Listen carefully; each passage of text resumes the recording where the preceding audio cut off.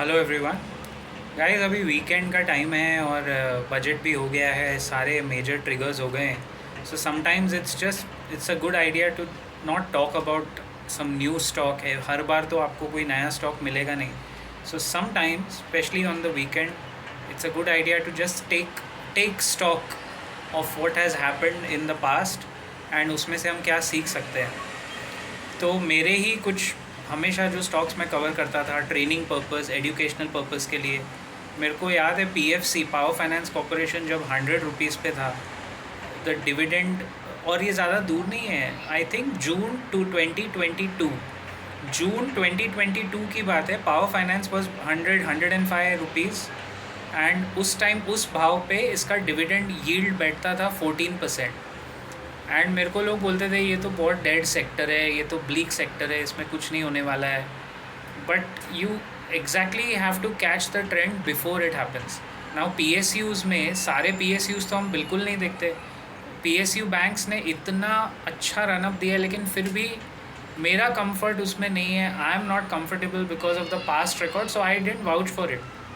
Y did in PSUs we cover PFC, REC, IRFC particularly? क्योंकि उसमें under valuation था।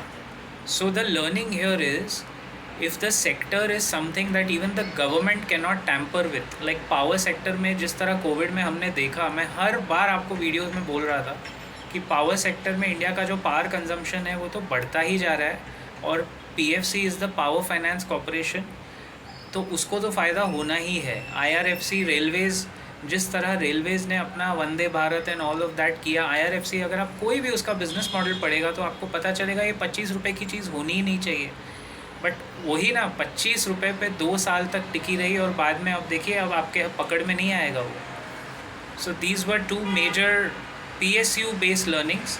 PSU banks में अभी काफ़ी लोग फंसने वाले हैं बिकॉज 8 या 10 साल के बाद उनकी बैलेंस शीट्स क्लियर हुई है PSU बैंक्स की।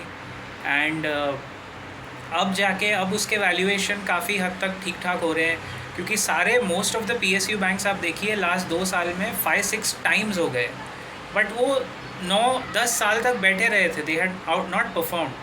बट अगर आप कोई 10 साल से भी देखेगा तो 10 साल में उसका 6 टाइम्स हो गया पोर्टफोलियो इन PSU बैंक्स में, कह रहा हूँ, which is not exactly bad. लेकिन उसमें मेरा कंफर्ट नहीं है भाई। PSU बैंक्स में कभी भी गफला हो, कुछ भी हो, आई एम नॉट कम्फर्टेबल, तो मैं उसको टच नहीं किया। हमने किसको टच किया था? PSU में बहुत स्पेसिफिक होना पड़ता है। बट अभी इस वैल्यूएशन पे जो नए इन्वेस्टर आए हैं, जो अभी अभी अपने आप को बहुत डेढ़ छाना समझते हैं, वो मार्केट देख के क्या बोलेंगे कि PSU में अभी एंट्री लेनी चाहिए। और इसी तरह बुल मार्केट में लोग फंसते हैं। The biggest mistakes are made in a bull market because investors take entry at the wrong time and have to take exit also at the wrong time. Talking about private sector stocks, Tata Elxsi आप देखिए क्या brilliant run up था। 5800 पे मेरे को बोलते थे कहाँ ये ऊपर आएगा, ये तो ओवर वैल्यूड है। फिर आप ऐसे कितने ही जितने स्टॉक्स हमने कवर किए गाइज, उसके फंडामेंटल रीजंस थे क्योंकि वो कंपनी अपने आप में परफॉर्म कर रही है। The company is giving good value to its share holders and management एकदम लगी हुई है कि हाँ हम छोड़ेंगे नहीं, we will give you back.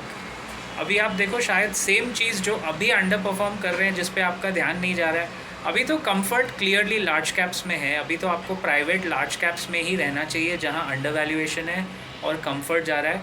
उस पर भी अलग से वीडियो बना के बात करेंगे। But what we learn from these kind of stocks is the game of valuation. I will see you in the next video very soon. Till then keep profiting.